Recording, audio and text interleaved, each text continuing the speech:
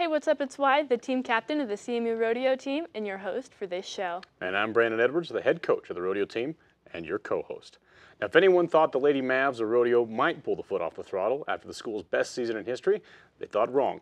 The very first rodeo of the season was in Cedar City, Utah. Southern Utah University hosted the Great American Stampede, and the women's team started the season with a bang, with several girls placing towards the top. In this show, we will recap all of the thrills, spills, and triumphs from each weekend's rodeo.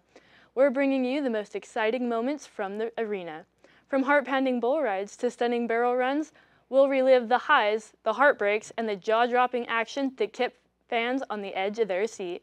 Whether you missed the show or just want to experience it all over again, we've got you covered. Saddle up and let's dive into the wildest rides of the Great American Stampede. This is Rodeo Recorded.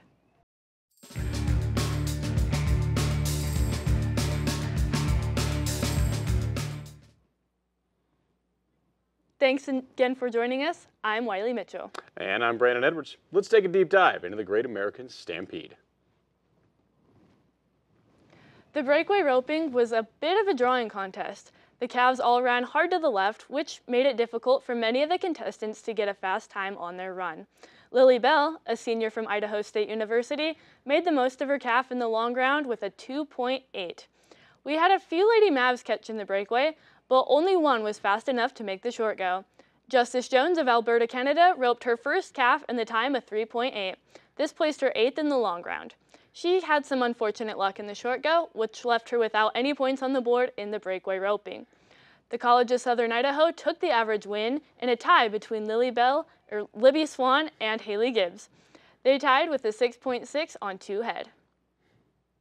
Now, the team roping had 40 entries this weekend, and of those 40 contestants that paid their fees down to the secretary's table, only 12 teams got a time. McCrae Fillmore and Wyatt Rindlisbacher of Snow College took the win in the long round, stopping the clock at 6.9 seconds. Several ropers were able to make it back with penalties. The 10-second barrier penalty and 5-second healing penalty didn't stop many athletes from making the short round, and our CMU Maverick, Wiley Mitchell, was one of those. Horse left a little bit early broke the barrier, and her partner, Colton Winkler of Snow College, was quick on the heels, clocking a 9.5, which totaled a 19.5 with the barrier penalty. This brought them back to the short round in the 10th place, and the team got a no time in the short round, but Luke Hanks of UVU and Canyon Egger of Snow took the average win with a 17.7 on 2 head. Goat tying was the highlighted event that the Mavs dominated in at the first rodeo. 5 out of the 10 qualifiers that made the short round were wearing Maverick vests. Justice Jones started the rodeo off strong, winning the round with a 7.2 time on a 110-foot score. She backed this time up with an 8 flat in the short round for a total of 15.2 seconds.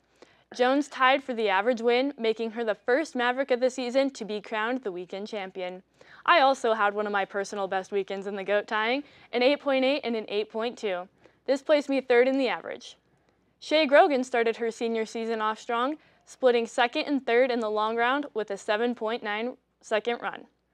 Mackenzie Betts and Josie Fitzsimmons both made a notable first impression at their very first college rodeo ever. The 2 freshmen tied with a 9.4, which brought them both back to the short round for another opportunity.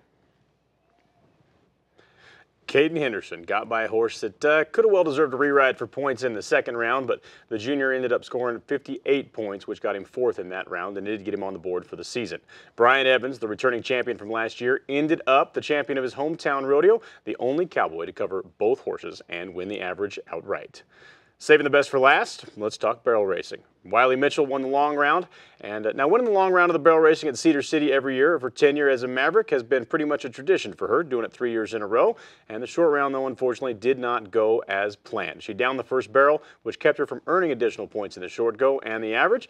This was her 2nd barrel racing penalty ever in her college career. Brooke Morris of Utah State University ended up winning the average with a 35.95 on 2 head. Overall, our Mavs dominated and started this season out with a bang. Now that we've looked at each event individually, let's take a look at this week's short go photo. All 5 of the girls that All 5 of these girls made it back in the goat tying, plus Justice was a 2-event qualifier, making it back in the breakaway as well. And Wiley was a 3-event qualifier, adding team roping and barrels to her notable goat tying achievement, plus ended up reserve all-around champion for the weekend. As a team, the Lady Mavericks earned reserve team honors with 355 points, only 45 shy of the College of Southern Idaho, but 55 ahead of third place Idaho State University. Now, we talked about all of the statistics and the nitty-gritty detail, but before we leave, let's talk about some of our favorite moments from the show. I had 2.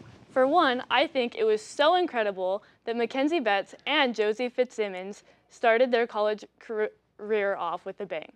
Mackenzie came from Alaska and only moved to Colorado a few months ago, and this was the first time that Josie has ever tied a goat at a rodeo.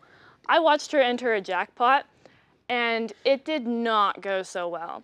So seeing her do this was absolutely incredible. Both of those girls definitely did a good job, and there was no first-time jitters, for everyone said. But what's your other one if you had 2 favorite moments? I'm going to have to say that Shannon Pateau in the breakaway roping. Sure. Now, Shannon's a sophomore this year, and last year she only competed in the barrel racing event. But over the summer, she worked endless hours, not only teaching herself, but also teaching her horse how to be a rope horse. Now, she might not have caught this weekend, but she came pretty close. It was so sweet to see her excitement for how proud of herself she was taking that shot. What were your favorite moments? Silenier is going to hate me for this, but I've got to be honest with you that my favorite moment was watching him almost get turned down in the tie-down roping. As a freshman getting to come in and kind of have a welcome to college rodeo moment, that's probably a story that's going to get told his entire career and beyond. It did all work out well. He got there and was actually doing a great service to some of his teammates. That's why he was late, so we give him the kudos for the effort, but was kind of a good story to have for later in the pocket. Something we'll always kind of be able to say, right? Give him crap for, yes. Well, that's a wrap for this week's Rodeo Roundup. We've seen incredible victories, heart-stopping misses, and the kind of grit that makes rodeo one of the most thrilling sports around. Thanks for joining us as we relived the highs and lows of the arena. And don't forget to tune into the next episode for more rodeo recaps. I'm your host, Wiley Mitchell. And I'm your co-host, Brandon Edwards. If you enjoyed watching this week, why stop now? We'll see you on the next episode of Rodeo Recorded.